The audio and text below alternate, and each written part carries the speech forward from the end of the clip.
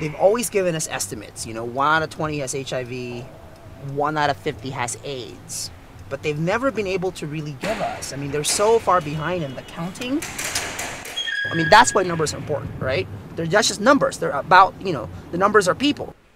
1% HIV rate of a city is considered an epidemic. If we have more than 1%, and it's probably going to be between 3 to 5%, this is what my sources are telling me at least, I mean, that's bad. That's not just an epidemic. I mean, that's bad. It's really very, very hard being HIV positive and living in the shelter simply because it begins to shut people down and everything becomes hush-hush all of a sudden, and so it's still frowned upon. And in this circle, a whole lot is frowned upon. This particular shelter is just a 7 to 7 shelter, which means by 7 o'clock in the morning, I have to be out of here. So then if I'm not feeling well, where am I going? You guys heard of HIV, right? You guys heard of STDs, right? A lot of young people think, well, if you look sick, that's because, you probably have the virus, but if you look healthy, you don't have anything, and it's not like that. Do I look sick to y'all? Right, I look healthy, right?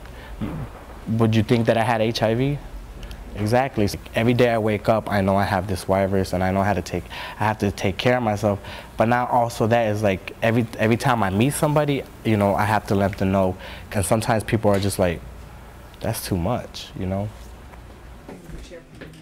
wasn't that he wasn't taking any medicine. It just stopped working.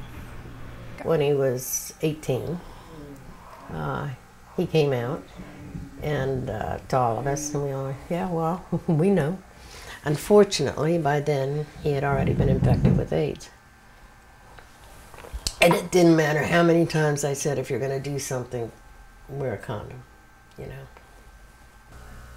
He was a 17-year-old boy in love with somebody with raging hormones. He's made the decision that he wants to pass on. So I have to honor that, and of course it's hard. I'm his mother, I love him. If I could get in that bed and go with him, I would.